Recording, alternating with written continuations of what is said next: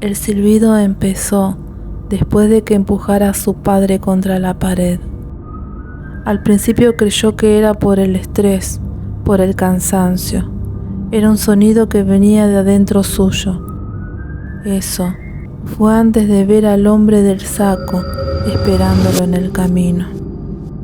Esto no es una historia contada al calor de una fogata, no es una advertencia para niños, ni un cuento para asustar a borrachos. En los llanos hay una figura que anuncia su presencia con un sonido imposible. Dicen que cuando suena cerca está lejos, y cuando suena lejos ya es tarde. A esa entidad la llaman el Silbón. Este es el relato de alguien que entendió demasiado tarde que ciertas cosas no persiguen a cualquiera. Buscan a quienes caminan convencidos de que nunca van a pagar nada. Durante años, aquel hombre se rió de la leyenda del Silbón. Se burlaba de quienes bajaban la voz al escuchar su nombre, hasta que el silbido empezó a sonar donde nadie más podía escucharlo, dentro de su cabeza. Gonzalo no era un hijo bueno y tampoco era un buen hombre. Vivía en la misma casa de sus padres, pero hacía tiempo que ya no los veía como tales. Para él eran obstáculos, voces molestas, cuerpos viejos que estorbaban. Les gritaba, los insultaba, los empujaba. Creía que la autoridad se imponía así, que levantar la voz era lo mismo que tener razón. En la calle era peor. Sabía detectar la debilidad con una facilidad inquietante, y cuando la encontraba, la usaba. Nunca pidió perdón, nunca sintió remordimiento, y lo más grave, nunca se preguntó si estaba mal. Vivía convencido de que el mundo funcionaba así: el fuerte manda y el débil obedece, y él se creía fuerte, tan fuerte que nunca imaginó que alguien pudiera seguirle el rastro. La primera vez ocurrió de noche.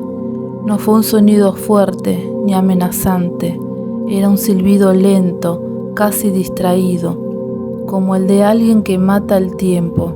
Pensó que venía del monte cercano, de algún borracho, de algún animal, pero cuando se detuvo, el silbido no se detuvo con él. Cuando caminó, el silbido caminó. Cuando se tapó los oídos, siguió sonando. No venía de afuera, venía de adentro. Desde entonces, el silbido empezó a aparecer en momentos precisos.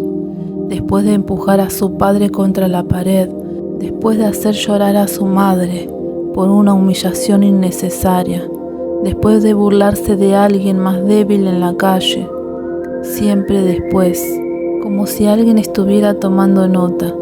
Al principio intentó ignorarlo, se dijo que era estrés, cansancio, pero el sonido no se parecía a nada humano. Era demasiado exacto, demasiado paciente, y cada vez sonaba más lejos. La noche en que todo cambió, volvía solo a su casa. No había luna. El camino estaba quieto, pesado, como si el aire mismo se negara a moverse. El silbido ya no estaba en su cabeza, estaba delante. Un hombre alto y delgado se recortaba en el medio del camino. Él no huyó, no gritó, porque en el fondo ya sabía quién era. El hombre levantó la cabeza y sonrió. «Ya sabes por qué estoy acá», dijo con una voz tranquila. El Silbón no lo tocó, no levantó la mano, no lo empujó, no lo persiguió. Solo se acercó lo suficiente para que el hombre pudiera sentir su aliento frío en la nuca. «Ahora vas a escucharme siempre». El silbido llenó el aire, pero esta vez no se apagó. El camino desapareció, la noche se dobló sobre sí misma y entonces Ya no estaba parado frente al Silbón, estaba dentro de escenas que conocía demasiado bien. Se vio a sí mismo gritando, empujando, humillando, pero no desde su cuerpo, lo veía desde otro lado. Sintió el miedo de su madre cuando él levantaba la voz, la vergüenza muda de su padre al bajar la cabeza, la humillación seca de quienes se reían nerviosos para no provocar su ira. Cada gesto que él había olvidado ahora lo atravesaba. No podía apartar la mirada, no podía taparse los oídos, y el silbido seguía marcando el ritmo, lento, paciente, impalpable. Por primera vez en su vida quiso que terminara, no porque doliera el cuerpo, sino porque dolía entender que nunca había sido fuerte, que nunca había mandado, que solo había usado el miedo ajeno para no ver su propia miseria. Cayó de rodillas. Intentó hablar. Yo no sabía. El Silbón apareció frente a él. Sabías. Respondió sin alzar la voz. Solo no te importaba. El silbido se detuvo de golpe y el hombre despertó. Seguía vivo, pero ya no era el mismo. Cada vez que levantaba la voz, el silbido volvía, y con él las imágenes. La culpa llegó tarde, pero llegó, y no se fue. Dicen que el Silbón se lleva a las malas personas.